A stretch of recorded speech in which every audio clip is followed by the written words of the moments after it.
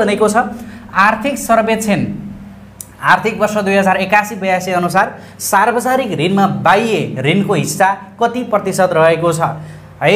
यसै गरेर तपाईहरुलाई चाहिँ 49.2 अथवा चाहिँ 49.2%, 49.8%, 50.2% र 50.8%। अब के बुझ्नु पर्यो भने अहिले जुन हाम्रो सार्वजनिक ऋणको अवस्था के छ त आर्थिक सर्वेक्षण 2081-82 अनुसार नेपालको कुल सार्वजनिक ऋण कति छ भनेर तपाईलाई सोध्यो भने 26.76 भनेर भन्ने 26.76 भन्छु म।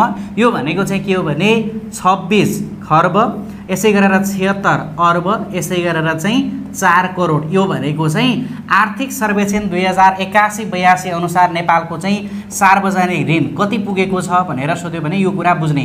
सार्वजनिक ऋण भनेको कति पुगेको रहेछ 26 खर्ब 76 अर्ब 4 करोड पुगेको रहेछ। र यो सार्वजनिक ऋण मध्ये जुन आन्तरिक ऋण र बाह्य ऋण हुन्छ र जस अन्तर्गत चाहिँ आन्तरिक ऋणको हिस्सा कति प्रतिशत छ भनेर सोध्यो भने आन्तरिक ऋणको हिस्सा भनेको चाहिँ 92.2% छ।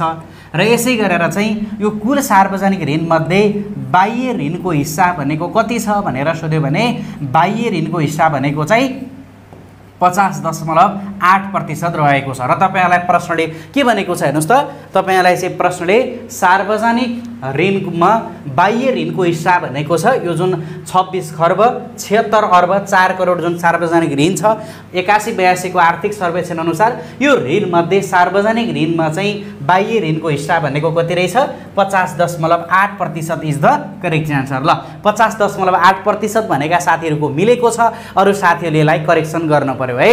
र व्यापक रूपमा शेयर गर्दै सहभागी जनाऊ। एकजना साथीहरुले पनि कम्तीमा पनि 15-20 वटा ग्रुपहरुमा शेयर गर्न पर्यो। प्रश्नहरु एकदमै आधिकारिक छन्, महत्त्वपूर्ण छन् र यसै गरेर चाहिँ एक्जाममा सोध्न सक्ने खालका सम्भावित प्रश्न छन्। यसको सही विकल्प भनेको चाहिँ के हुन्छ त 50.8% हुन्छ भन्ने कुरा बुझ्न पर्यो। ठीक छ ल ओके, दोस्रो नम्बर प्रश्नतिर लागौँ है त। हेर्नुस् त प्रश्नले के भनेको छ 16औं योजनाको अन्त्यसम्म नेपालको आर्थिक वृद्धि दर जुन इकोनोमिक ग्रोथ छ र कति पुर्याउने लक्ष्य राखिएको छ भनेर 7.1%, 7.5%, 7.3%, 10.5%। एकदमै महत्त्वपूर्ण। ल सबैले कमेन्ट गरौँ है। म तपाईहरु चाहिँ 30 वटा प्रश्नहरु भएको कारणले गर्दा अलिकति स्पिडमा जान्छु र फिडब्याक दिने काम चाहिँ गरि नै हाल्छु। नोट गर्ने बानीको विकास गरौँ, उत्तिकै महत्त्वपूर्ण छ र आफ्नो वालमा पनि शेयर गरेर सुरक्षित साथ राख्नुस् किनकि अन्य फुर्सदको समयमा हेर्न सकिन्छ। र नजिकका साथीहरुलाई पनि शेयर गर्नु पर्यो। युट्युबबाट जोडिनु भएका, फेसबुकबाट जोडिनु भएका सबैजना साथीहरुले। र 16औं योजनाको अन्त्यसम्म नेपालको आर्थिक वृद्धि दर चाहिँ कति पुर्याउने लक्ष्य राखिएको छ भन्छ। अब यसमा तपाईहरुले हेर्नुस् त के बुझ्नु पर्यो भने 3.5, 7.3, 7.1 र 10.5 यसले के लेखाउनु भयो भन्नु होला। यो 3.5% भनेको चाहिँ 16औं योजनाको आधार वर्षमा है। 16औं योजनाको आधार वर्ष 79-80 मा चाहिँ नेपालको इकोनोमिक ग्रोथ आर्थिक वृद्धिको अवस्था भनेको 3.5 थियो र योबाट बढाएर कति पुर्याउने 7.3% पुर्याउने। कहिलेसम्म 85-86 को लक्ष्य 85-86 को लक्ष्य भनेको 7.3% पुर्याउने।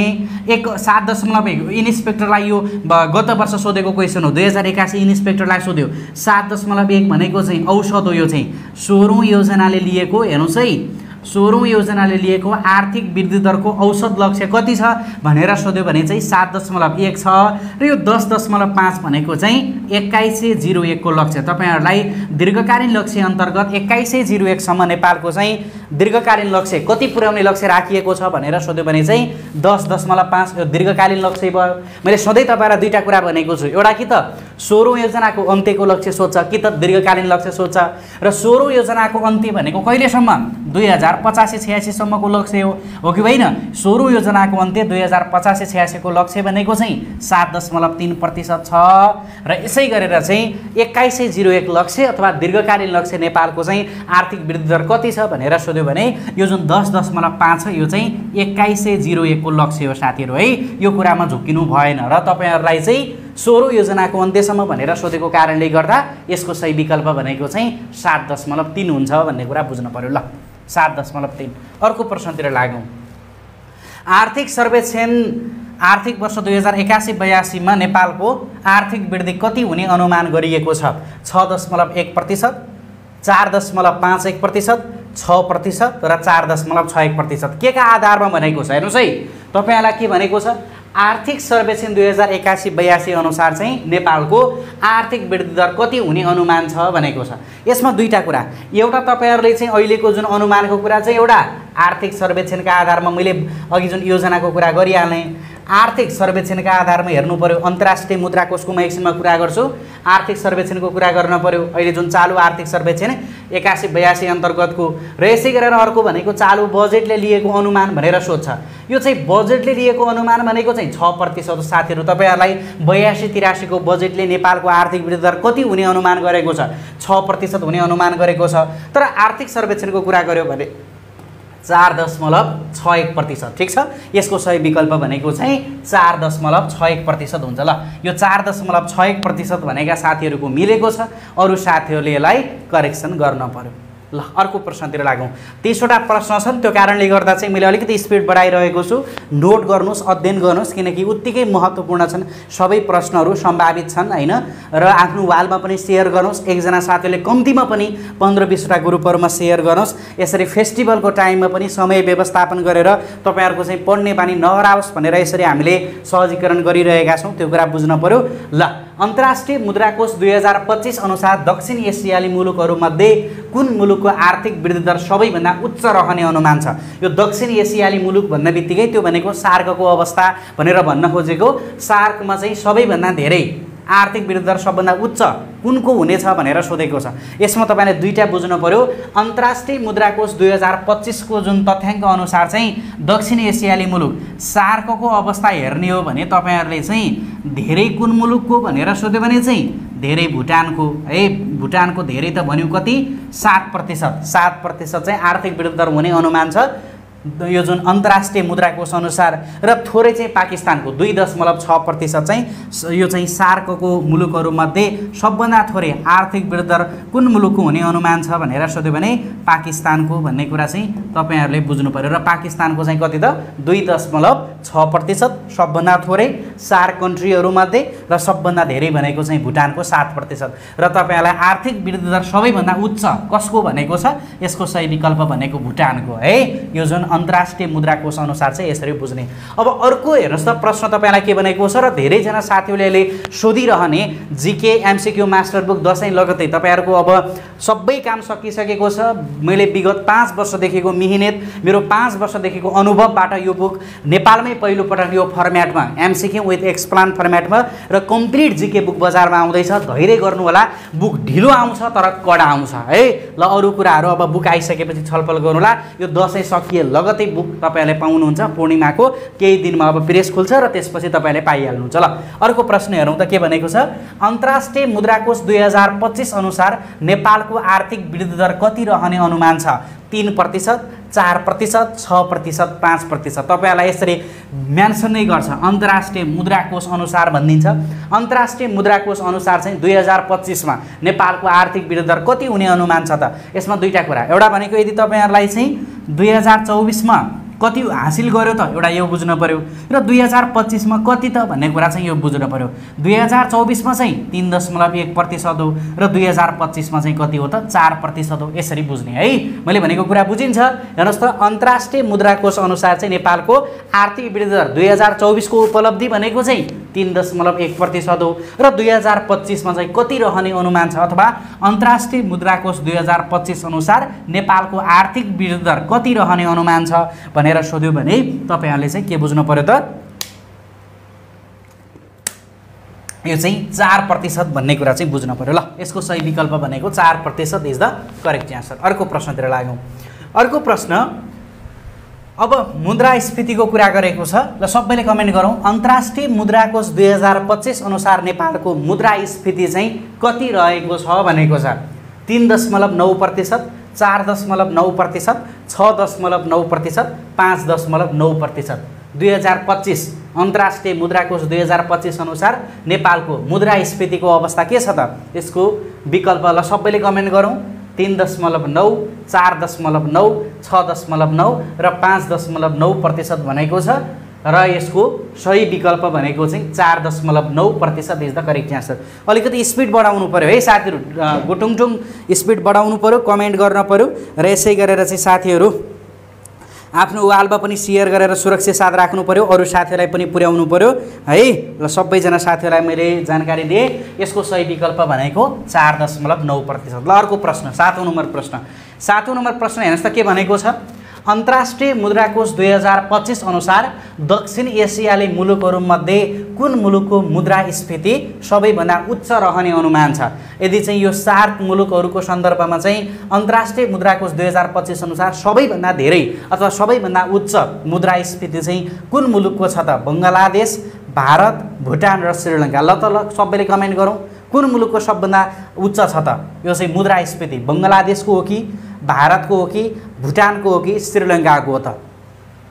यो मुद्रास्फीति 2025 अनुसार चाहिँ जुन सार्क मुलुकको अवस्था हेर्ने हो भने चाहिँ, सार्कको अवस्था हेर्ने हो भने चाहिँ धेरै कसको भनेर सोध्यो भने चाहिँ धेरै भनेको उच्च बङ्गलादेशको हो है, धेरै भनेको बङ्गलादेशको।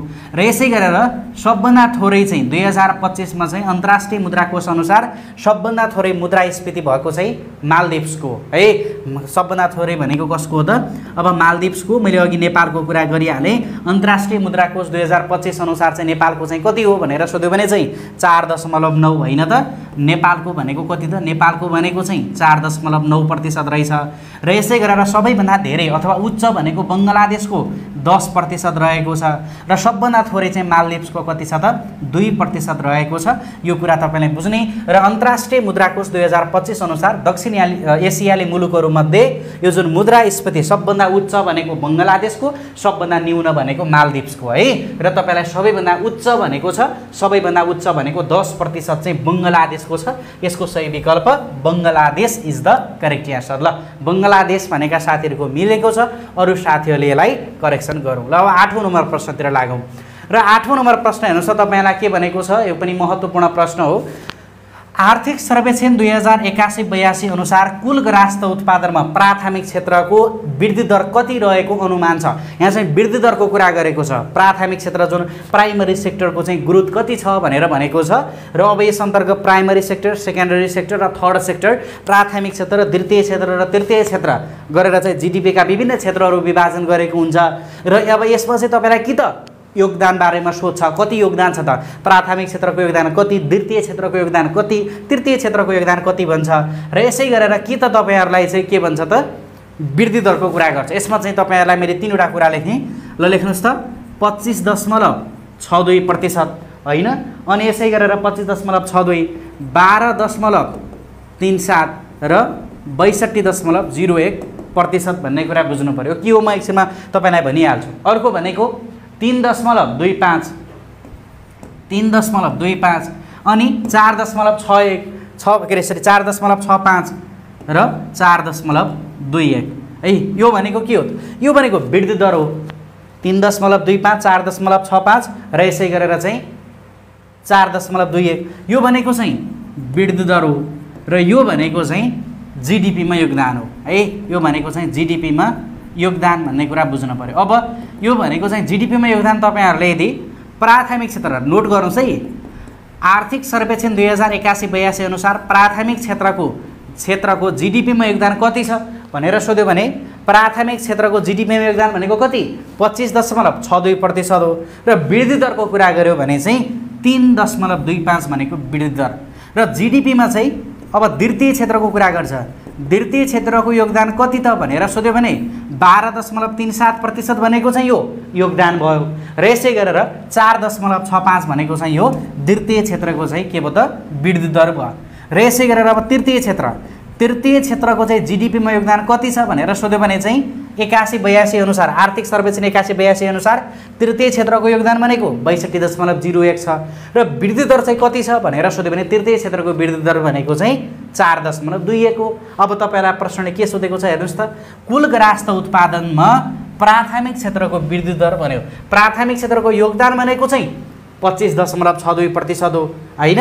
र यसै गरेर वृद्धि दर भनेको चाहिँ कति त? 3.25%। Option number D. र यो सबै जोड दिनुहोस्। 7 यसै गरेर 8 9 10 10 को 0 हातमा लाग्यो 1 6 3 1 4 हैन अनि यसै गरेर चाहिँ यहाँ 0 भयो हैन 0 भयो 100 यता 1 जान्छ 2 3 4 5 5 र 10 को 0 हातमा लागेको 1 2 1 3 4 4 6 10 हेर्नुस् त यसरी चाहिँ 100.00% 100% भयो है। यसरी चाहिँ यो जीडीपी मा योगदान भनेको प्राथमिक क्षेत्र द्वितीय क्षेत्र र तृतीय क्षेत्र भनेर सोध्यो भने यो भन्ने र वृद्धि दरको कुरा गर्यो भने चाहिँ कर्मश रूपमा 3.25 4.65 र 4.21% को कुरा गर्न पर्यो। ठीक छ ल यसको सही विकल्प भनेको कति रहेछ 3.25%। एकदमै महत्त्वपूर्ण है। ल 9 नम्बर प्रश्न हेर्नुस् र छोटो समयमा राम्रो जीके को तयारी गर्न चाहनुहुन्छ भने सर्वत्र बजारमा उपलब्ध छ 2082 को नयाँ संस्करण चाहिँ जीके किङ 3rd एडिसन। पहिलो र दोस्रो संस्करण 2024 र 23 मा सबैभन्दा धेरै बिक्री भएको जीके पुस्तक हो जीके किङ र जीके किङ को नयाँ संस्करण 2082 बुक उपलब्ध भइसकेको छ र तपाईहरुको नजिकैको शहरमा चाहिँ उपलब्ध छ हेर्नु होला 3rd एडिसन है। ल अर्को प्रश्नतिर लागौं। आर्थिक सर्वेक्षण 2081-82 अनुसार कुल ग्राहस्थ उत्पादनमा कृषि क्षेत्रको योगदान कति रहेको छ? यो कृषि क्षेत्र भनेको कुन सेक्टर अन्तर्गत पर्छ? अघि जुन मैले प्राथमिक द्वितीय र तृतीय भने यो प्राथमिक द्वितीय र तृतीय अन्तर्गत चाहिँ प्राथमिक क्षेत्रमा दुईटा कुरा पर्छ।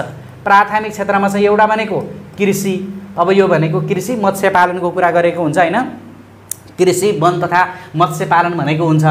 र अर्को प्राथमिक क्षेत्र प्राइमरी सेक्टर अन्तर्गत पर्ने अर्को भनेको खानी तथा उत्खनन है। खानी तथा उत्खनन भन्छ खानी। कृषि र खानी भनेको प्राथमिक क्षेत्र अन्तर्गत पर्छ, जस अन्तर्गत चाहिँ प्राथमिक क्षेत्रगत अन्तर्गत कृषिले चाहिँ 25.16% कृषि क्षेत्रको योगदान र खानी उत्खननको कुरा गरेपछि चाहिँ 0.46%। हेर्नुस् त यिनी दुईटा जोड्ने हो भने चाहिँ कति भयो त 6 दुना 12 को 2 हातमा लागेको 1 4 1 5 6 अनि यसै गरेर चाहिँ यहाँ कति भयो त 25 हैन 25.62। अब यही 25.62 भनेको हेर्नुस् त अघि मैले जुन तपाईलाई भने नि हेर्नुस् है यही 25.62 जुन प्राथमिक क्षेत्र भने हो यही प्राथमिक क्षेत्र 25.62 कसरी आएको रहेछ? यो 25.62 भनेको चाहिँ यसरी यो दुईटा जोडेर कृषिको 25.1 छ, खानीको 0.4 छ, जोडेर चाहिँ 25.62% भयो। र तपाईलाई प्रश्नले के सोधेको छ? कुल ग्राहस्थ उत्पादनमा कृषि क्षेत्रको योगदान कति छ भनेर सोधेको कारणले गर्दा 25.16% इज द करेक्ट एन्सर। ल 25.16 भनेका साथीहरुको मिलेको छ, अरु साथीहरुले यसलाई करेक्सन गर्न पर्यो है। ल शेयर चाहिँ फिटिक्कै भयो रे साथीहरु, यत्रो साथीहरु जोडिनु भएको छ। एकजना साथीले ल त कम्तीमा पनि 15-20 वटाको रूपमा सबैले शेयर गरौँ क्या साथीहरु। तपाईहरुका लागि यति धेरै मेहनत गरेका छौं, तपाईहरुले कतै पैसा तिरेर कुनै संस्थामा नपाएको कुरा यहाँ तपाईहरुले फ्रीमा पाउँदै हुनुहुन्छ भने त्यो एप्रिसिएट गर्नु पर्यो कि परेन? यति डिटेलमा तपाईहरुले चाहिँ पैसा तिरेर पनि कतै पढ्न पाउनु भएन। तपाईहरुले यति डिटेलमा मैले तपाईहरुलाई चाहिँ 10-10 दिनसम्म निशुल्क जुन तपाईहरुलाई आवश्यक पर्ने टपिकहरु छन् त्यो सबै सहजीकरण गर्दैको छु। केही न केही भए पनि जुन कार्तिक 15 गतेको प्री टेस्टलाई सजिलो होला, तपाईहरुलाई चाहिँ केही न केही भए पनि हेल्प होला भनेर, त्यो कारणले गर्दा तपाईहरुले पनि आफ्नो कर्तव्य सम्झेर है यसलाई व्यापक रूपमा शेयर गर्नु पर्यो। र हाम्रो एक्सपेक्टेसन हाम्रो अपेक्षा भनेको पनि यो सेसनले चाहिँ धेरै भन्दा धेरै जना साथीहरुलाई चाहिँ लाभ दियोस् नै भन्ने हुन्छ। त्यो कुरा चाहिँ तपाईहरुले बुझ्न पर्यो साथीहरु है त। ल अर्को प्रश्नतिर लाग्यो हेर्नुस् त के भनेको छ 10 नम्बर प्रश्न। आर्थिक सर्वेक्षण 2081-82 अनुसार कुल ग्राहस्थ उत्पादनमा निर्माण क्षेत्रको योगदान चाहिँ कति रहेको छ भनेर 4 वटा विकल्प दिएको छ। ल निर्माण क्षेत्रको योगदान कति छ? 4.98% हो कि 1.73% हो कि 5.24% हो कि 5.87% हो त? यो चाहिँ यो सबै भनेको द्वितीय क्षेत्र अन्तर्गत पर्ने कुराहरु मैले सरसर्ती तपाईलाई भनिदिन्छु। अब जुन हामीले द्वितीय क्षेत्रको कुरा गर्यौं र द्वितीय क्षेत्र अन्तर्गत पर्ने मुख्य कुरा अहिले मैले यहाँ जुन अप्सनमा जति भने त्यो सबै द्वितीय क्षेत्र अन्तर्गत पर्छन् भन्ने बुझ्नु होला है। अब द्वितीय क्षेत्र अन्तर्गत चाहिँ उत्पादनमूलक उद्योग भन्छ। अब तपाईहरुलाई जीडीपी मा उत्पादनमूलक उद्योगको चाहिँ जीडीपी मा योगदान कति छ भनेर सोध्यो भने उत्पादनमूलक उद्योगमा जीडीपी मा योगदान भनेको 4.98% उत्पादनमूलक उद्योग र 1.73 भनेको चाहिँ यो विद्युत र ग्यासको भनेको 1.73 यो पनि द्वितीय क्षेत्र अन्तर्गत नै पर्छ। विद्युत र ग्यास क्षेत्र यो भनेको कति त 1.73%। र यसै गरेर जुन तपाईलाई निर्माण क्षेत्र भनेको छ निर्माण क्षेत्र पनि चाहिँ द्वितीय क्षेत्र अन्तर्गत नै पर्छ। निर्माण क्षेत्रको जीडीपी मा योगदान कति छ भनेको छ 5.8 2-4% निर्माण क्षेत्र र पानी आपूर्ति ढल चाहिँ व्यवस्थापन भन्छ, पानी आपूर्ति र ढल व्यवस्थापनको चाहिँ 0.42%। यो पनि द्वितीय क्षेत्र अन्तर्गत नै पर्छ। पानी आपूर्ति है, पानी आपूर्ति र यसै गरेर चाहिँ ढल व्यवस्थापन है, पानी आपूर्ति ढल व्यवस्थापनको जीडीपीमा योगदान कति छ भनेर सोध्यो भने 0.42% छ आर्थिक सर्वेक्षण 2081-82 अनुसार। बुझिन्छ मैले भनेको कुरा? हेर्नुहोस् त, विद्युत अथवा ग्यासको 1.73%, अनि यसै गरेर उत्पादनमूलक उद्योगको जीडीपीमा योगदान कति छ भनेर सोध्यो भने 4.98। उत्पादनमूलक उद्योग, फेरि उद्योग क्षेत्र भनेको फरक मिनिङ हो, अहिले म बुझाउँछु त्यो के हो भन्ने कुरा। र यसै गरेर निर्माण क्षेत्रको भनेर सोध्यो भने 5.24%। र यसको सही विकल्प निर्माण क्षेत्रको योगदान कति छ जीडीपीमा भनेको छ 5.24% इज द करेक्ट आन्सर। ल 5.24% भनेका साथीहरूको मिलेको छ। ल अब तृतीय क्षेत्र सेवा क्षेत्रको कुरा गरौँ। अब सेवा क्षेत्र अन्तर्गत चाहिँ सबभन्दा सुरुमा व्यापार। आर्थिक सर्वेक्षण 2081-82 अनुसार कुल ग्राहस्थ उत्पादन जीडीपीमा व्यापार क्षेत्रको योगदान कति रहेको छ भन्छ। र सबैले कमेन्ट गरौँ, सेयर गर्दै सहभागी जनाउँ, अरू साथीहरूलाई पनि पुर्याउँ है। र 30 वटा प्रश्न भएको कारणले गर्दा अलिकति स्पिड बढाएको छु, तपाईँले नोट गर्ने, यसको पढ्ने, अध्ययन गर्ने है त। ल हेर्नुहोस्, कुल ग्राहस्थ उत्पादनमा व्यापार क्षेत्रको योगदान कति छ भन्छ। 1.94%, 8.29%, 6.65% र 14.55%। ल भन्नुहोस्, कुल ग्राहस्थ उत्पादनमा चाहिँ व्यापार क्षेत्रको योगदान कति छ भनेर तपाईँलाई 4वटा विकल्प दिएको छ। र अब मैले योभन्दा पछाडि जति पनि लेखाउँछु त्यो चाहिँ तृतीय क्षेत्रको भनेर बुझ्नु होला है। कुन क्षेत्र त? तृतीय क्षेत्रको भनेर बुझ्ने। यो चाहिँ तृतीय क्षेत्र जसलाई हामी सेवा क्षेत्र पनि भन्छौँ। र तृतीय क्षेत्र अन्तर्गत चाहिँ 1.94% भनेको यो सूचना तथा सञ्चार क्षेत्र। तपाईँहरूलाई जीडीपीमा सूचना तथा सञ्चार क्षेत्रको योगदान कति भनेर सोध्यो भने सूचना तथा सञ्चार क्षेत्रको योगदान 81-82 को आर्थिक सर्वेक्षण अनुसार 1.94% रहेको छ।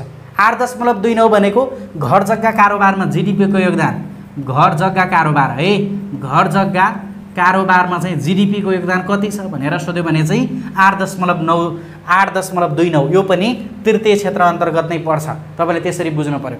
अर्को 6.65, यो पनि एकदमै महत्त्वपूर्ण वित्तीय क्षेत्र अथवा चाहिँ बीमा क्षेत्र भनेर सोध्यो भने 6.65। वित्तीय क्षेत्र हेर्नुहोस् है, वित्तीय क्षेत्र तथा बीमा क्षेत्र, वित्तीय क्षेत्र तथा बीमा क्षेत्रमा चाहिँ जीडीपीको योगदान कति छ भनेर सोध्यो भने 6.65%। र तपाईँहरूलाई चाहिँ प्रश्नले व्यापार क्षेत्रमा योगदान कति छ भनेको छ। कुल ग्राहस्थ उत्पादनमा व्यापार क्षेत्रको योगदान भनेको चाहिँ 14.55% रहेको छ। यो जति पनि मैले भने यो चाहिँ वित्तीय तथा बीमा क्षेत्र, सूचना तथा सञ्चार क्षेत्र, घर जग्गा कारोबार, अनि यसै गरेर व्यापार क्षेत्र, यो सबै भनेको के अन्तर्गत पर्छ? तृतीय क्षेत्र अन्तर्गत पर्छ अथवा सेवा क्षेत्र अन्तर्गत पर्छ भन्ने कुरा बुझ्नु पर्यो। ल अर्को प्रश्न, अर्को पनि अब सेवा क्षेत्रकैबाट क्वेसन मैले राखेको छु। तृतीय क्षेत्र के भनेको छ? आर्थिक सर्वेक्षण 2081-82 अनुसार कुल ग्राहस्थ उत्पादनमा शिक्षा क्षेत्रको योगदान कति छ? ल सबैले भन्नुहोस्, शिक्षा क्षेत्रको योगदान 7.87%, 8.72%, 1.91%, 9.55%। र सबैले कमेन्ट गरौँ त, कुल ग्राहस्थ उत्पादनमा शिक्षा क्षेत्रको योगदान। ल 7.87, 8.72, 1.91 र 9.55। र यो पनि तृतीय क्षेत्र अन्तर्गत नै रहेका अलिकति सोध्न सकिने सम्भावित अन्तर्गत। यसमा चाहिँ 3टा कुरा, प्रशासन, रक्षा र अनिवार्य सेवा भनेको छैन। प्रशासन, रक्षा र अनिवार्य सामाजिक सुरक्षा, प्रशासन, रक्षा र अनिवार्य सामाजिक सुरक्षाको कुरा गरेको छ। अनिवार्य सामाजिक सुरक्षामा चाहिँ जीडीपीमा, सुरक्षामा जीडीपीमा योगदान कति त? यो क्षेत्र प्रशासन, रक्षा र अनिवार्य, जसलाई हामी प्रशासन चाहिँ क्षेत्र भनेर भन्छौँ, यो चाहिँ जीडीपीमा योगदान 8.72%। अनि अब शिक्षा र स्वास्थ्यको कुरा गर्यो भने जीडीपीमा हेर्नुहोस् है, जीडीपीमा स्वास्थ्य चाहिँ, जीडीपीमा स्वास्थ्य क्षेत्रको योगदान भनेको कति छ? स्वास्थ्य क्षेत्रको योगदान 1.91% हो अहिलेको आर्थिक सर्वेक्षण 81-82 अनुसार। र जीडीपीमा शिक्षा क्षेत्रको योगदान अहिलेको जुन आर्थिक सर्वेक्षण अनुसार चाहिँ जीडीपीमा शिक्षा क्षेत्रको योगदान भनेको चाहिँ कति छ त? जीडीपीमा शिक्षा क्षेत्रको योगदान भनेको चाहिँ कति? 7.87% भन्ने कुरा बुझ्नु पर्यो है। ल यो पनि तपाईँले जानिराख्नुपर्ने कुरा हो। र तपाईँहरूलाई चाहिँ यहाँ विकल्पहरू दिएको छ, अब जस अन्तर्गत चाहिँ यसको सही विकल्प 7.87% है। शिक्षा क्षेत्रको योगदान आर्थिक सर्वेक्षण 8182 अनुसार कुल ग्राहस्थ उत्पादनमा शिक्षा क्षेत्रको योगदान 7.87, स्वास्थ्य क्षेत्रको चाहिँ 1.91 छ। तपाईँलाई स्वास्थ्य क्षेत्रको कुरा गर्यो भने है ल 7.87% is the correct answer. 12 number प्रश्न। र 13 नम्बर प्रश्नतिर लागौँ। के भनेको छ आर्थिक सर्वेक्षण 2081-82 अनुसार चाहिँ कुल ग्राहस्थ उत्पादनमा उद्योग क्षेत्रको योगदान हेर्नुहोस् त। अब मैले तपाईँलाई अघि जुन प्राथमिक क्षेत्र र द्वितीय क्षेत्र र तृतीय क्षेत्र अलिकति सोध्न सक्ने मैले सबै भन्ने है। आर्थिक वृद्धि दर के अरे यो चाहिँ प्राथमिक तृतीयको वृद्धि दरको कुरा पनि गऱ्यौँ, जिडिपीको योगदानको पनि कुरा गऱ्यौँ र यो कोशी पाँचौँलाई गत वर्ष यस्तै क्वेसन सोधेको थियो, सेवाको हो कि कृषिबाट सोधेको थियो। कुल ग्राहस्थ उत्पादनमा चाहिँ उद्योग क्षेत्रको योगदान कति भन्छ।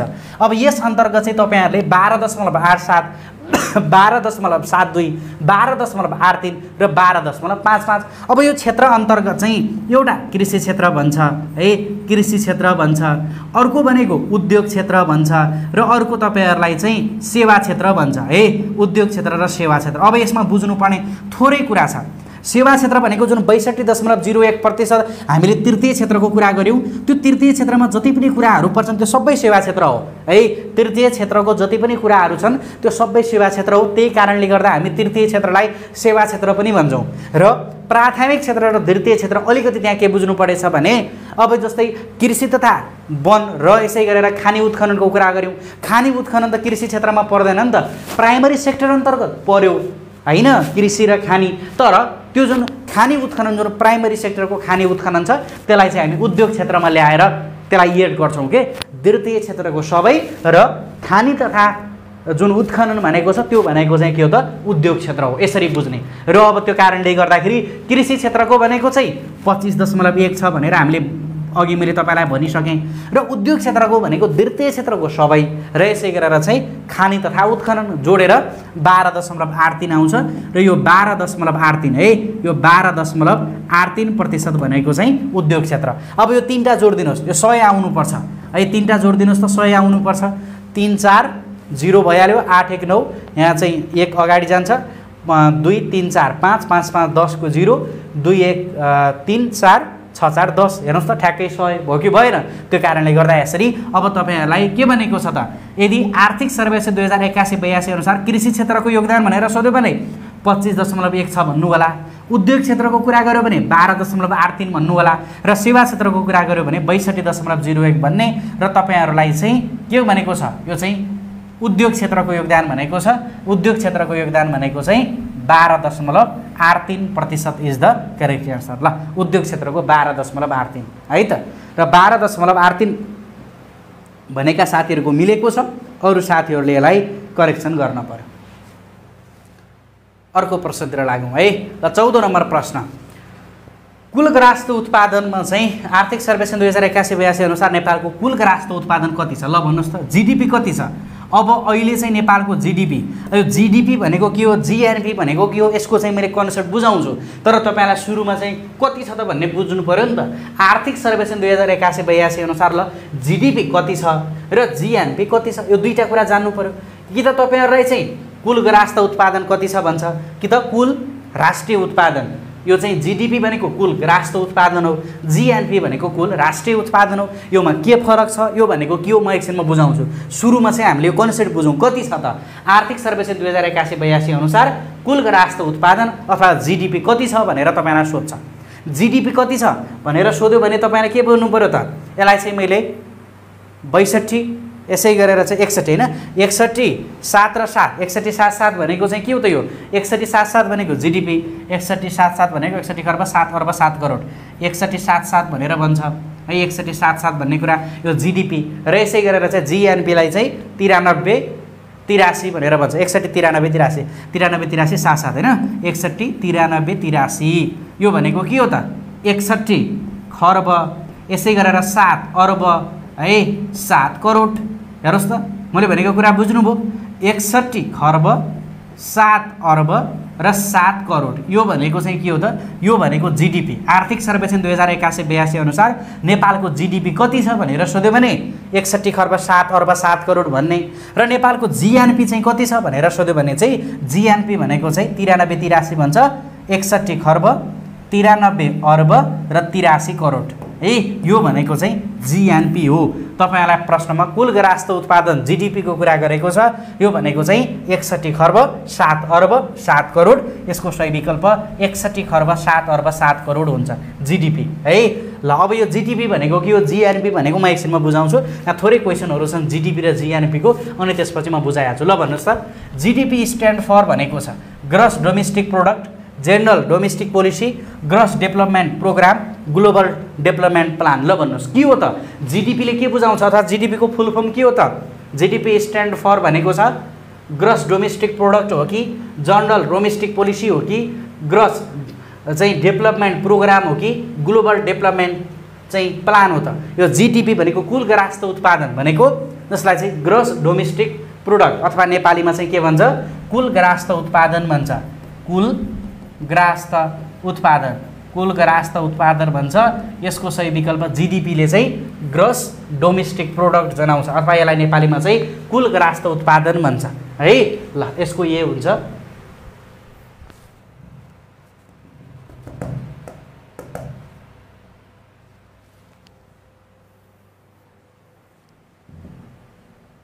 अर्को हेर्नुस् त,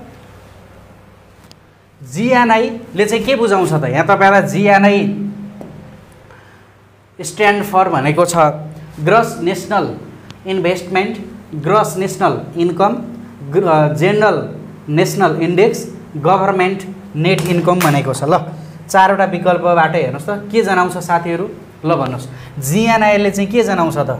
जीएनआई ले चाहिँ ग्रस नेसनल इन्भेस्टमेन्ट जनाउँछ कि, ग्रस नेसनल इन्कम जनाउँछ कि, जेनरल नेसनल इन्डेक्स बुझाउँछ कि, गभर्नमेन्ट नेट इन्कम बुझाउँछ? र यो चाहिँ GNI stand for gross national income. यसको सही विकल्प अप्सन नम्बर बी हुन्छ है। यो चाहिँ ग्रस नेसनल इन्कम हो। अर्को भनेको छ तपाईहरुलाई चाहिँ GNP stand for gross national product जनाउँछ कि, ग्रस नेट प्रोडक्सन जनाउँछ कि, जेनरल नेसनल पोलिसी जनाउँछ कि, यसै गरेर चाहिँ अर्को तपाईहरुलाई के भनेको छ, गभर्नमेन्ट नेसनल प्लान जनाउँछ त? GNP GDP. अघि मैले तपाईहरुलाई जुन जीडीपी र जीएनपी को कुरा गरे, यसमा फरक के छ त? र जीडीपी भन्दा हामीले जीएनपी धेरै देख्यौं है। अघि मैले तपाईहरुलाई जुन लेखाए कति छ अहिले अनुसार भनेर भने, जीडीपी भन्दा जीएनपी धेरै हुन्छ। यो जीडीपी भनेको चाहिँ के रहेछ, कुल ग्राहस्थ उत्पादन रहेछ हो। कुल ग्राहस्थ उत्पादन भनेको के रहेछ त? यो कुल ग्राहस्थ उत्पादन भनेको चाहिँ जीडीपी रहेछ। र जीएनपी भनेको ग्रस नेसनल प्रोडक्ट भन्छ अथवा यसलाई चाहिँ कुल राष्ट्रिय उत्पादन भन्छ। के भन्छ? कुल राष्ट्रिय उत्पादन भन्छ। र यसै गरेर चाहिँ यो जीएनपी स्ट्यान्ड फर भनेको छ, यो भनेको ग्रस नेसनल प्रोडक्ट हो। ग्रस नेसनल प्रोडक्ट जीडीपी के अरे जीएनपी। अब यो जीडीपी र जीएनपी मा के फरक छ? किन चाहिँ जीडीपी भन्दा चाहिँ यो जीएनपी धेरै भयो भन्ने सन्दर्भमा चाहिँ जीडीपी भनेको कुनै पनि मुलुकको सीमा क्षेत्रमा रहेर उत्पादन भएको घरेलु वस्तु तथा सेवाको मूल्य भनेको जीडीपी हो। घरेलु वस्तु तथा सेवाको मूल्य भनेको नेपालको सीमा क्षेत्रभित्र अथवा चाहिँ नेपालभित्र जुन घरेलु चाहिँ सेवा तथा वस्तुहरू हुन्छ हो, त्यो वस्तुहरूको उत्पादनको सेवा तथा वस्तुको मूल्य भनेको चाहिँ जीडीपी हो। जीएनपी भनेको कुनै पनि एउटा मुलुकको नागरिक चाहे स्वदेशमा होस् चाहे विदेशमा होस् है, त्यो चाहिँ उत्पादन गरेको वस्तु तथा सेवाको मूल्यलाई चाहिँ हामी जीएनपी भन्छौँ। भन्न खोजेको यो नेपालभित्रै उत्पादन घरेलु उत्पादन भनेको चाहिँ जीडीपीले म्याटर गर्छ र जीएनपीले चाहे नेपाली नागरिक स्वदेशमा होस् चाहे अन्य देशमा गएर चाहिँ वस्तु तथा सेवाको चाहिँ उत्पादन चाहिँ गरेको त्यो मूल्य छ भने त्यसलाई चाहिँ जीएनपीमा हामी राख्छौँ। त्यो कारणले गर्दा ग्रस डोमेस्टिक प्रोडक्ट कुल राष्ट्र उत्पादन भनेको घरेलु सामान र जीएनपी भनेको कुल राष्ट्रिय उत्पादन, त्यो चाहिँ चाहे त्यो विदेशमा गएर होस् विदेशी भूमिमा होस् चाहे त्यो नेपाली भूमिमा होस्, त्यो दुईटै काउन्ट हुन्छ। त्यही कारणले गर्दा अब नेपालको सन्दर्भमा चाहिँ जीडीपी भन्दा जीएनपी के छ धेरै हुन्छ। त्यो कारणले गर्दा अब यो जीएनपी भनेको के रहेछ, ग्रस नेसनल प्रोडक्ट रहेछ। मैले भनेको कुरा बुझिन्छ, जीडीपी र जीएनपी भनेको के रहेछ भन्ने कुरा बुझ्नु पर्यो नि। अघि मैले जुन तपाईलाई भने हेर्नुस् त, अब यहाँ चाहिँ जीडीपी भन्दा जीएनपी किन बढी छ भने जीडीपी चाहिँ घरेलु मात्रै रहेछ र जीएनपी भनेको घरेलु र तथा विदेशमा पनि उत्पादन गरेको सेवा तथा वस्तुको मूल्य हुँदो रहेछ। त्यही कारणले गर्दा यो जीडीपी भन्दा चाहिँ जीएनपी धेरै भएको हो। यसरी चाहिँ कन्सेप्ट क्लियर हुने। ल अब 18 नम्बर प्रश्नतिर लागौँ है त। ल 18 नम्बर प्रश्न हेर्नुस् के भनेको छ। आर्थिक सर्वेक्षण 2081-82 अनुसार नेपालको हाल प्रति व्यक्ति राष्ट्रिय आय जीएनआई पर क्यापिटा कति रहेको छ त? 1496 अमेरिकी डलर, 1940 अमेरिकी डलर, 1534 अमेरिकी डलर, 1517 अमेरिकी डलर। ल भन्नुहोस्, आर्थिक सर्वेक्षण 2081-82 अनुसार नेपालमा हाल प्रति व्यक्ति राष्ट्रिय आय जीएनआई पर क्यापिटा कति छ भन्छ? सबैले कमेन्ट गर्नु त।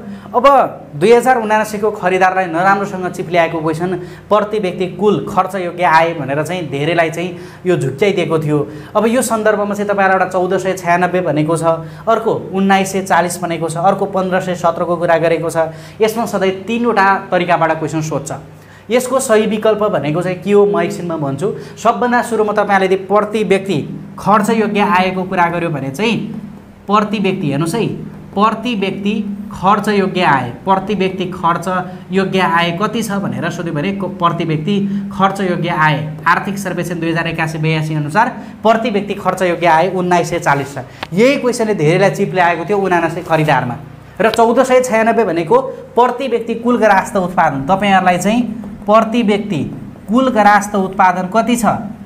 कुल ग्राहस्थ उत्पादन कुल ग्राहस्थ उत्पादन चाहिँ ग्राहस्थ उत्पादन चाहिँ प्रति व्यक्ति कति छ भनेर सोध्यो भने चाहिँ प्रति व्यक्ति कुल ग्राहस्थ उत्पादन भनेको चाहिँ 1496 US डलर रहेको छ, 1496 अमेरिकी डलर। र पर क्यापिटा इन्कम प्रति व्यक्ति राष्ट्रिय आयको कुरा गर्यो भने प्रति व्यक्ति राष्ट्रिय आयको कुरा गर्यो भने चाहिँ 1517 भन्नु होला अहिलेको 1517 US डलर भनेको चाहिँ आर्थिक सर्वेक्षण 2081-82 अनुसार नेपालको चाहिँ प्रति व्यक्ति राष्ट्रिय आय कति छ? 1517 अमेरिकी डलर छ। र प्रति व्यक्ति कुल ग्राहस्थ उत्पादन सोध्यो भने चाहिँ 1496 US डलर अमेरिकी डलर छ। र प्रति व्यक्ति खर्च योग्य आयको कुरा गर्यो भने 1940 अमेरिकी डलर छ। र यसको सही विकल्प भनेको चाहिँ तपाईँहरूलाई नेपालको हाल प्रति व्यक्ति राष्ट्रिय आय जीएनआई पर क्यापिटाको कुरा गरेको छ 1517 अमेरिकी dollar is the correct answer. यो जानिराख्नुहोस्, तीनटै कुरा जान्ने। अब यो चाहिँ अहिलेको अवस्था भयो। अब के लक्ष्यबाट पनि सोध्छ तपाईँहरूलाई। हेर्नुहोस् त, यहाँ के भनेको छ? 16औं योजनाको अन्त्यसम्म नेपालको प्रति व्यक्ति राष्ट्रिय आय कति पुर्याउने लक्ष्य रहेको छ भन्छ। ल सबैले कमेन्ट गरौँ है, प्रति व्यक्ति राष्ट्रिय आय कति पुर्याउने लक्ष्य रहेको छ त 16औं योजनाको चाहिँ अन्त्यसम्म। व्यापक रूपमा सेयर गर्दै सहभागी जनाउँ साथीहरू। र जानकारीका लागि तपाईँहरू हिजो यदि कोही साथीहरू छुट्नु भएको छ भने हिजो चाहिँ हामीले बजेट र 16औं योजनाको सँग सम्बन्धित रहेर मैले तपाईँलाई विस्तृतमा हिजोको भिडियोमा सहजीकरण गरेको छु। सबैले गएर यो युट्युब च्यानलमा जाने है, युट्युब च्यानलमा जाने सबैजना साथीहरूले चाहिँ यसमा गएर चाहिँ तपाईँहरूले हेर्न सक्नुहुनेछ हिजोको भिडियो। र 10 दिने निःशुल्क सेसन छ जसमध्ये मैले तपाईँलाई थोरै जानकारी पनि दिन्छु। र भोलि 14 गते होइन, 14 गते चाहिँ भोलि चाहिँ हामी के गर्छौँ त, भोलि चाहिँ सार्वजनिक संस्थानसँग सम्बन्धित है, भोलि चाहिँ तपाईँहरूको सार्वजनिक संस्थानसँग सम्बन्धित र योसँग सम्बन्धित रहेका अपडेट र चाहिँ संस्थानसँग सम्बन्धित चाहिँ भोलिको सेसनमा हामी छलफल गर्छौँ। र आज चाहिँ मैले तपाईँहरूलाई यो जुन आर्थिक परिसूचकसँग सम्बन्धित रहेर सहजीकरण गरिरहेको छु र महत्त्वपूर्ण छ, आफ्नो वालमा पनि सेयर गर्नुहोस्, अरू साथीहरूलाई पनि जानकारी दिनुहोस्। 30 वटा क्वेसन छन्, धैर्य गर्नु होला। र यसै गरेर चाहिँ सबैले यो युट्युब च्यानलमा गएर सबैले सब्सक्राइब गर्नुहोस्। र यो युट्युब मार्फत लाइभ हेरिरहनु भएका साथीहरूले पनि यदि सब्सक्राइब गर्नुभएको छैन भने यो म सब्सक्राइब गर्ने लिङ्क अरू साथीलाई सेयर गर्नुहोस्। र चाहिँ फेसबुक लाइभ मार्फत जोडिनु भएका साथीहरूले पनि कम्तीमा पनि 15-20 वटा ग्रुपहरूमा सेयर गर्दै सहभागी जनाउनु पर्यो। तपाईँहरूका लागि यत्रो मेहनत गरेका छौँ, यत्रो दुःख गरेका छौँ, 1 मिनट पनि लाग्दैन क्या तपाईँहरूले सेयर गर्न चाहनुभयो भने। र आफ्नो वालमा पनि सेयर गरेर सुरक्षित साथ राख्नुहोस्। अब यो चाहिँ 14 गते सार्वजनिक संस्थानको हुन्छ र 15 गते चाहिँ अब तपाईँहरूको पर्सि होइन, पर्सि 15 गते र 16, 17 र 18 गते चाहिँ हामीले दसैँको बिदा दिएका छौँ। 16 गते टिका नै छ, 18 गते शनिबार नै छ, 17 गते बिदा छ। र त्यसका अतिरिक्त 19 गते, 20 गते, 21 गते र 22 गते यो 5 दिन चाहिँ मैले तपाईँहरूलाई टोटली समसामयिक चाहिँ छलफल गराउनेछु, समसामयिक छलफल गराउनेछु। र यसै गरेर 23 र 24 गते चाहिँ पब्लिक म्यानेजमेन्टका क्वेसनहरू हामी छलफल गर्नेछौँ। 100 वटा क्वेसन पब्लिक म्यानेजमेन्टका एकदमै महत्त्वपूर्ण क्वेसनहरू, सार्वजनिक व्यवस्थापनका 100 वटा क्वेसन चाहिँ 23 र 24 गते छलफल गर्छौँ। यो सबैजना साथीहरूलाई अरू साथीहरूलाई पनि सेयर गरेँ। कार्तिक 15 गते प्री टेस्टको एक्जाम दिने अरू साथीहरूलाई पनि लिङ्क सेयर गर्नु होला। र यसरी हरेक दिन बेलुका 9:15 बजेको समय चाहिँ आसमान सरको फिडब्याक सेसनमा एकदमै महत्त्वपूर्ण सम्भावित प्रश्न हुन्छन् भन्ने कुरा पनि जानकारी दिनु होला। र अब यो प्रश्न हेर्नु त, तपाईँहरूलाई 16औं योजनाको अन्त्यसम्मको कुरा गरेको छ। अब यो जुन प्रति व्यक्ति राष्ट्रिय आयको लक्ष्य अन्तर्गत दुईटा कुरा तपाईँले जान्नै पर्ने, एउटा भनेको 2351 US डलर जान्नु पर्यो, अर्को भनेको 12,100 US डलर जान्नु पर्यो। यो भनेको के हो त, 2351 अमेरिकी डलर भनेको चाहिँ यो 2085-86 को लक्ष्य है 2085-86 को लक्ष्य भनेको 16 योजनाको अन्त्यसम्म नेपालको प्रति व्यक्ति राष्ट्रिय आय कति पुर्याउने लक्ष्य छ भनेर सोध्यो भने $2351 अमेरिकी डलर पुर्याउने लक्ष्य छ। र यो $12,100 US डलर भनेको चाहिँ यो 2101 लक्ष्य, यो 2101 लक्ष्य भनेको दीर्घकालीन लक्ष्य। नेपालको 2101 सम्म नेपालको चाहिँ प्रति व्यक्ति राष्ट्रिय आय कति पुर्याउने लक्ष्य छ भनेर सोध्यो भने चाहिँ 12,100 भन्नु होला। तपाईहरुलाई चाहिँ यहाँ नेपालमा प्रति व्यक्ति राष्ट्रिय आय कहिलेसम्म 16 योजनाको अन्त्य भनेको 85-86 सम्म भनेको $2351 अमेरिकी dollar is the correct answer. ल 2351 भनेका साथीहरुको मिलेको छ, अरु साथीहरुले यसलाई करेक्सन गर्न पर्यो। 19औं नम्बर प्रश्न। 20औं नम्बर प्रश्नतिर लागौं। आर्थिक सर्वेक्षण 2081-82 अनुसार सबैभन्दा धेरै आर्थिक वृद्धि दर भएको प्रदेश कुन हो त? कोशी प्रदेश, लुम्बिनी प्रदेश, गण्डकी प्रदेश, बागमती प्रदेश। ल भन्नुस् सबभन्दा धेरै आर्थिक वृद्धि दर भएको प्रदेश 81-82 को आर्थिक सर्वेक्षण अनुसार 7 वटा प्रदेश मध्ये सबभन्दा धेरै आर्थिक वृद्धि दर कुन प्रदेशको छ त? अब यसमा चाहिँ साथीहरुले सबैभन्दा धेरै र थोरै जान्नु पर्यो। यदि तपाईहरुलाई चाहिँ सबैभन्दा धेरै सोध्यो भने चाहिँ 5.51 गण्डकीको छ। गण्डकीको भनेको सबभन्दा धेरै 7 वटा प्रदेशमा सबैभन्दा धेरै आर्थिक वृद्धि दर भएको प्रदेश भनेको गण्डकी प्रदेश। गण्डकी प्रदेशको आर्थिक वृद्धि दर कति छ? 5.51 छ आर्थिक सर्वेक्षण 2081-82 अनुसार। र यसै गरेर चाहिँ 3.32%। यो भनेको चाहिँ कसको हो त? सुदूरपश्चिम प्रदेशको। 7 वटा प्रदेश मध्ये सुदूरपश्चिम प्रदेशको चाहिँ आर्थिक वृद्धि दर चाहिँ के छ? सबैभन्दा थोरै छ। है कति रहेछ? 3.32% सुदूरपश्चिम प्रदेशको र 5.51% गण्डकी प्रदेशको। र यसरी हेर्दाखेरि 7 वटा प्रदेशमा सबैभन्दा धेरै आर्थिक वृद्धि दर भएको प्रदेश भनेको गण्डकी प्रदेश र सुदूरपश्चिम प्रदेश चाहिँ थोरै। है यो दुईटै त तपाईले पर्सेन्टेजका आधारमा हेर्नु होला। यो कुरा चाहिँ तपाईले बुझ्नु पर्यो। ल यसको सही विकल्प भनेको सबैभन्दा चाहिँ धेरै आर्थिक वृद्धि दर भएको प्रदेश भनेको गण्डकी प्रदेश इज द करेक्ट आन्सर। र 21औं नम्बर प्रश्नतिर लागौं। आर्थिक सर्वेक्षण 2081-82 अनुसार जीडीपीमा सबैभन्दा चाहिँ धेरै योगदान कुन प्रदेशको छ? जीडीपीमा भनेको कुल राष्ट्र उत्पादनमा सबैभन्दा धेरै 7 वटा प्रदेश मध्ये अब यो जीडीपीमा सबभन्दा धेरै योगदान गर्ने प्रदेश चाहिँ कुन हो त?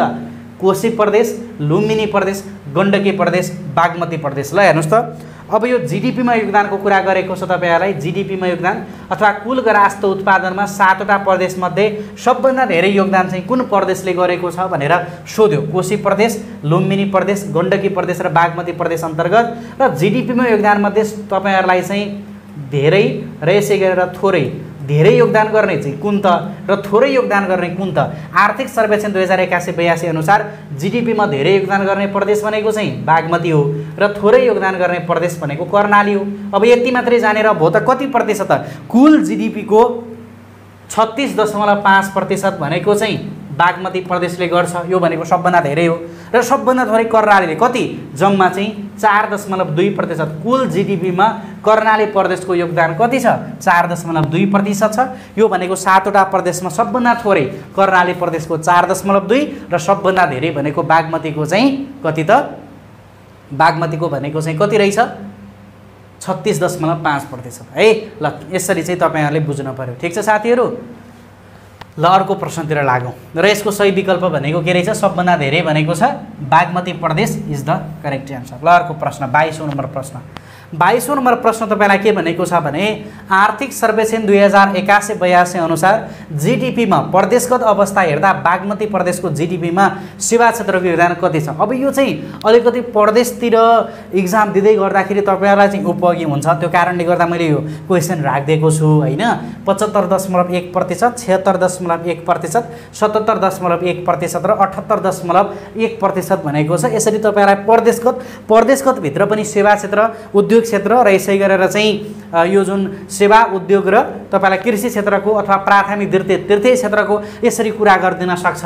र तपाईलाई 81-82 अनुसार जीडीपीमा प्रदेशगत अवस्था हेर्दाखेरि चाहिँ बागमती प्रदेशको सेवा क्षेत्रको भनेको छ यसको चाहिँ 77.1% सही विकल्प हो। अब यसको डिटेलमा हेर्न चाहनुभयो भने मैले यहाँ चाहिँ तपाईहरुलाई चाहिँ यो राख्दिएको छु। यो स्क्रिनशट गरोस्, नोट गर्दा भयो। कहिलेकाहीँ प्रदेशको एक्जाम दिँदाखेरि यो चाहिँ काम लाग्छ। हेर्नुस् अब यो अघि चाहिँ नेपालको समग्र देशको चाहिँ कृषि क्षेत्रको योगदान भनेको 25.1 छ।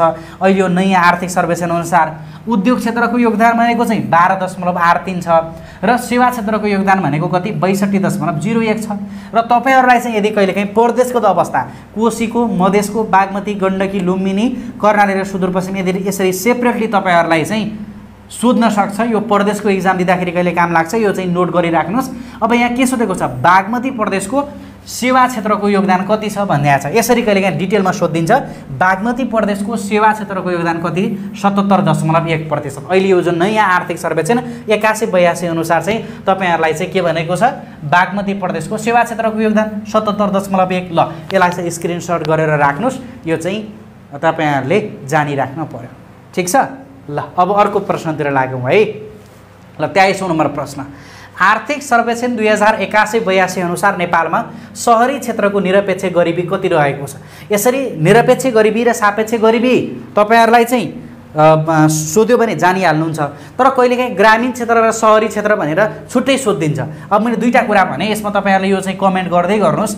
24.66, 18.34, 30.05 र 20.27। प्रश्नहरू एकदमै आधिकारिक छन्, साथीहरू आफ्नो वालमा सेयर गरेर राखिहाल्नुहोस्। र हरेक दिन बेलुका 9:15 बजेको समयमा आसमन सरको फिडब्याक सेसन हुन्छ है भन्ने कुरा साथीहरूलाई पनि जानकारी दिने। अब यो गरिबीको सन्दर्भमा कुरा गर्यो भने 20.27 अथवा एप्रोक्सिमेटली यो 20.3 भन्दा पनि हुन्छ हैन। र अर्को भनेको तपाईहरुलाई चाहिँ 17.4 भन्ने बुझ्नु पर्यो। 17.4 यो भनेको चाहिँ 20.3% भनेको निरपेक्ष गरिबी हो। र निरपेक्ष गरिबीलाई हामी गरिबीको रेखामुनि रहेको जनसङ्ख्या पनि भन्छौँ हैन, निरपेक्ष गरिबी।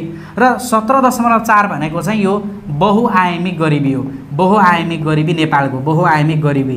तर तपाईहरुलाई चाहिँ यसरी निरपेक्ष गरिबी र बहुआयामिक गरिबी चाहिँ सोध्यो भने यो भन्दा भयो है। निरपेक्ष गरिबी कति छ 20.3 अथवा 20.27% र नेपालको बहुआयामिक गरिबी कति छ 17.4% छ। तर तपाईहरुलाई चाहिँ निरपेक्ष गरिबी र बहुआयामिक गरिबी चाहिँ ग्रामीण क्षेत्र शहरी क्षेत्रको कुरा गर्न सक्छ। 24.66 र 18.34 भन्छ।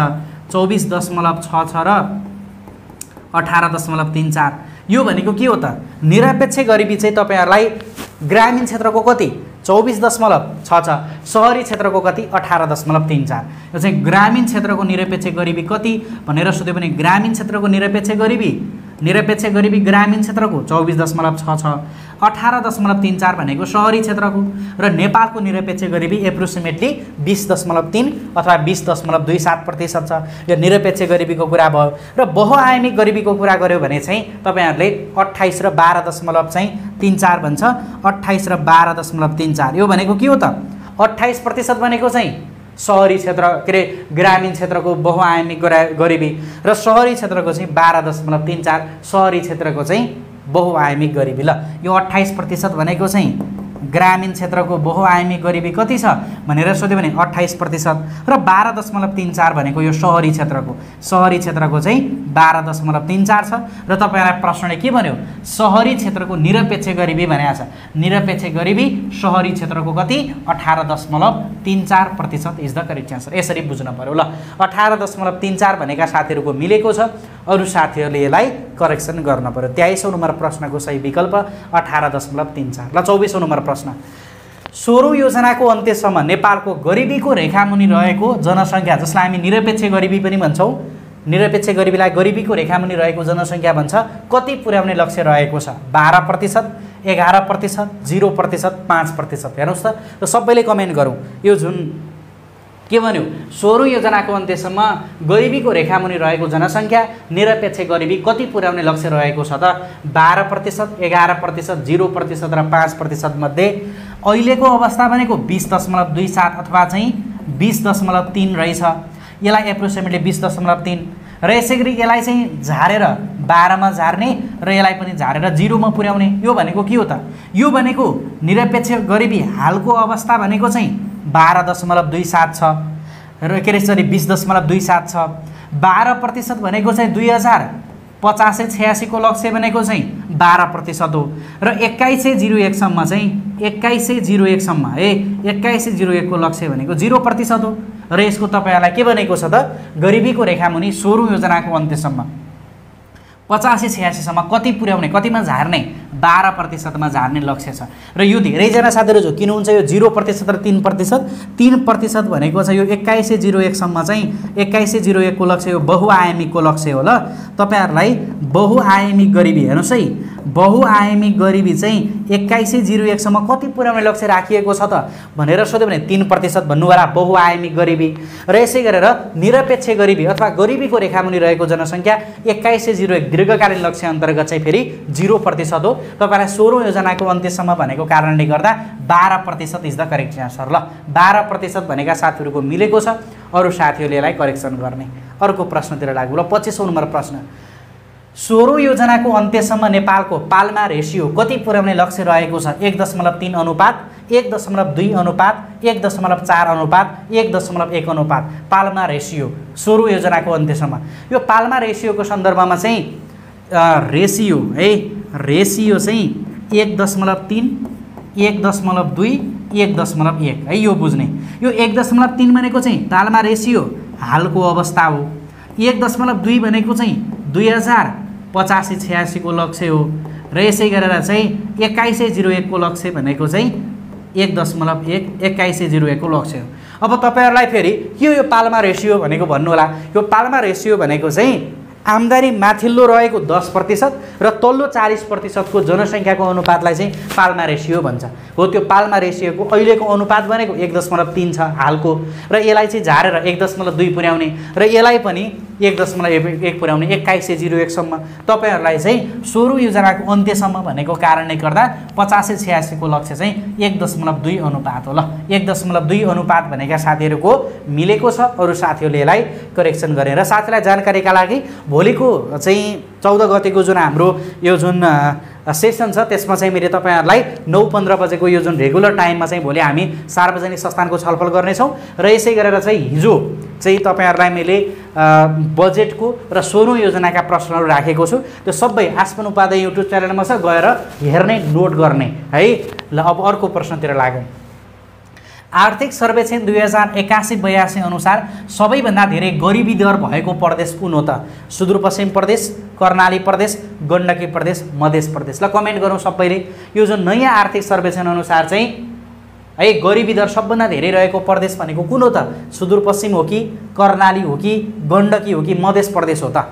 ल चारवटा विकल्प चाहिँ का आधारमा कमेन्ट गर्नुस् त।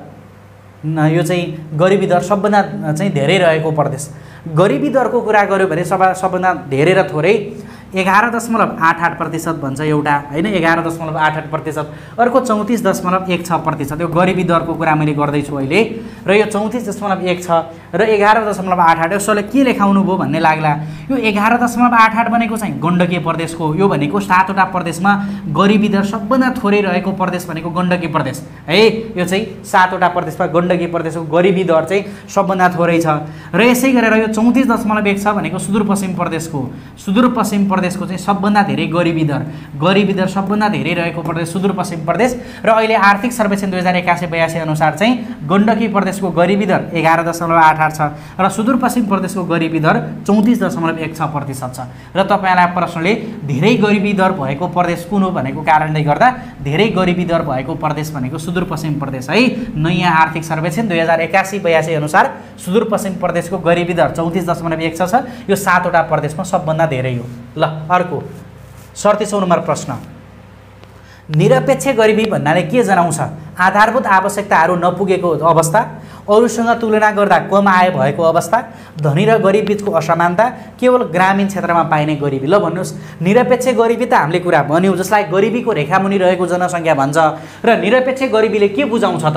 आधारभूत आवश्यकताहरू नपुगेको अवस्था बुझाउँछ कि, अरूसँग तुलना गर्दा कम आय भएको अवस्था बुझाउँछ कि, धनी र गरिब बीचको असमानता बुझाउँछ कि, केवल ग्रामीण क्षेत्रको पाइने गरिबी बुझाउँछ त? निरपेक्ष गरिबी भन्नाले चाहिँ आधारभूत आवश्यकताहरू नपुगेको अवस्था। यदि आधारभूत आवश्यकता भनेको के त? यदि घाँस बाँस कपास नै पुगेको छैन, आधारभूत आवश्यकता नै पुगेको छैन भने त्यस्तो गरिबीलाई हामी के भन्छौँ? निरपेक्ष गरिबी भन्छौँ। अर्को प्रश्न हेर्नुस् र जीके मास्टर बुक धेरैजना साथीले प्रतीक्षा गरिरहनु भएको जीके मास्टर बुक नेपालमै पहिलो पटक यो फर्म्याटमा दशैं लगतै बुक आउँदैछ। मैले 5-5 वर्षको मिहिनेत र अनुभवबाट यो बुक प्रस्तुत गर्दैछु र यसै गरेर चाहिँ तपाईहरुले धैर्य गर्नु होला। अब दशैं सकिए लगतै पूर्णिमाको केही दिनमा तपाईहरुले चाहिँ पाइहाल्नुहुन्छ, ढिलो भयो भने यो महिनाको अन्तिमसम्म पाइहाल्नुहुन्छ है। ल अर्को प्रश्न, सापेक्ष गरिबी कुन आधारमा निर्धारण हुन्छ? न्यूनतम आहार आवश्यकतामा, औसत आयसँग तुलना गर्दा, मात्र बेरोजगारी दरमा, प्राकृतिक सम्पत्तिमा। सापेक्ष गरिबी, ल भन्नुहोस् सापेक्ष गरिबी चाहिँ के आधारमा चाहिँ निर्धारण गरिन्छ त? न्यूनतम आहार आवश्यकतामा निर्धारण गरिन्छ कि औसत आयसँग तुलना गर्दा, मात्र बेरोजगारी दरमा, प्राकृतिक सम्पत्तिमा? यो जुन सापेक्ष गरिबी भनेको चाहिँ औसत आयसँग तुलना गर्दाखेरि चाहिँ सापेक्ष गरिबी चाहिँ के गरिन्छ? निर्धारण गरिन्छ। यसको सही विकल्प औसत आयसँग तुलना गर्दा। 29औं नम्बर प्रश्न, प्रतिदिन $3 भन्दा कम आए भन्ने मापदण्ड कुन प्रकारको गरिबीमा प्रयोग गरिन्छ? यो चाहिँ अपडेटेड छ, तपाईलाई रिटर्नमा पनि काम लाग्छ। मैले तपाईलाई भनिदिन्छु, एकैछिन धैर्य गर्नुहोस्, एकदमै महत्त्वपूर्ण है। यो चाहिँ रिटर्नमा पनि काम लाग्ने कुरा हो। अहिले यो अपडेट गरेको छ युनाइटेड नेसन अर्गनाइजेसन, संयुक्त राष्ट्र सङ्घ र यसै गरेर फुड एन्ड एग्रिकल्चर अर्गनाइजेसन, खाद्य तथा चाहिँ कृषि सङ्गठनले चाहिँ अहिले यो अपडेट गरेको छ। यो धेरैजना साथीहरूले सर कति हो, कुनै बुकमा केही देखिन्छ, कुनै बुकमा केही देखिन्छ भन्नुहुन्छ। यो के हो त? प्रतिदिन $3 भन्दा कम आए भन्ने मापदण्ड, $3 भन्दा चाहिँ कम चाहिँ मापदण्ड भन्ने कुरा चाहिँ कुन गरिबीमा प्रयोग हुन्छ त? सापेक्ष गरिबी, निरपेक्ष गरिबी, नगरीय गरिबी र मौसमी गरिबी। यसको सही विकल्प भनेको चाहिँ निरपेक्ष गरिबी अथवा गरिबीको रेखामुनि रहेको जनसङ्ख्यालाई दुईटा कुराबाट निर्धारण हुन्छ मुख्य गरेर। एउटा भनेको चाहिँ के त? आय भन्ने कुरा हुन्छ, आय होइन, इन्कम कति हुन्छ, र अर्को भनेको चाहिँ कति क्यालोरी चाहिँ उपभोग गर्छ त दिनमा, चाहिँ कति क्यालोरी खाना चाहिँ भन्दा कम उपभोग गर्छ, त्यसलाई चाहिँ गरिबी भनेर यसरी निरपेक्ष गरिबी अथवा गरिबीको रेखामुनि रहेको जनसङ्ख्या। एउटा कुरा बुझ्नुहोस् है। अब यो 2025 को नवीनतम तथ्याङ्क अनुसार चाहिँ के अनुसार? युएनओ अथवा चाहिँ FAO, food and agriculture organization अथवा युनाइटेड नेसन अर्गनाइजेसन अनुसार चाहिँ कति त?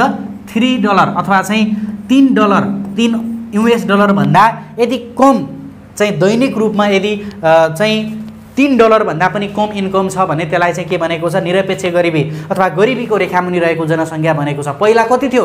2024 सम्म चाहिँ $2.15 थियो। यो कुरा चेन्ज भएको छ। तपाईले यो कुरा टक्क लाएर रिटर्नमा लेखिदिनुहोस् त। 2025 देखि यता एफएओ युएनओ अनुसार $3 भन्दा कम चाहिँ दैनिक औसत आय, दैनिक आय भएको गरिबीलाई चाहिँ निरपेक्ष गरिबी भनिन्छ। जुन 2024 सम्ममा $2.15 निर्धारण गरिएको थियो भनेर लेखिदिनुहोस् त। कति चिटिक्क परेको हुन्छ? यो चाहिँ 2024 सम्म हो है। यो चाहिँ अपडेट भएको छ। अनि $3 भन्दा कमलाई चाहिँ निरपेक्ष गरिबी मानेको छ एफएओले 2025 भन्दा यता।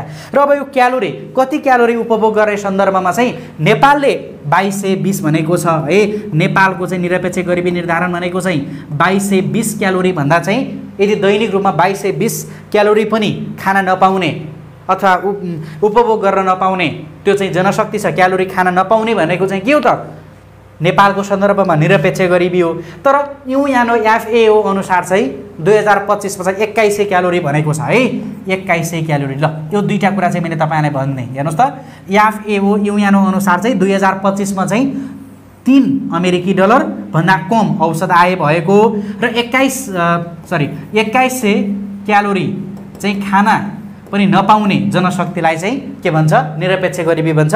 यो 2025 को नवीनतम तथ्याङ्क अनुसार र नेपालको सन्दर्भमा चाहिँ 2220 लाई मानेको छ है। 2220 क्यालोरीलाई मानेको छ। यसको सही विकल्प चाहिँ निरपेक्ष गरिबी निर्धारण गर्ने आधार हो। 30औं नम्बर प्रश्न, धनी र गरिब बीचको असमानता देखाउन प्राय कुन गरिबी प्रयोग गरिन्छ? निरपेक्ष गरिबी, सापेक्ष गरिबी, संरचनात्मक गरिबी र यसै गरेर चाहिँ मौसमी गरिबी। ल भन्नु सबैले। हेर्नुहोस् के भनेको छ? धनी र गरिब बीचको असमानता देखाउन प्राय कुन गरिबी प्रयोग गरिन्छ त? निरपेक्ष गरिबी, सापेक्ष गरिबी, संरचनात्मक गरिबी, मौसमी गरिबी। यो धनी र गरिब बीचको असमानतालाई चाहिँ अथवा धनी र जसलाई चाहिँ हामी के भन्छौँ? असमान अथवा चाहिँ तुलनात्मक गरिबी भनेर भन्छौँ। जसलाई चाहिँ के भन्छौँ? तुलनात्मक गरिबी अथवा सापेक्ष गरिबी भनेको चाहिँ तुलनात्मक गरिबी भन्छ, तुलना गर्ने हो के धनी र गरिब। यसले के भन्छ? यो सापेक्ष गरिबी, बहुआयामी गरिबीले के भन्छ भने अब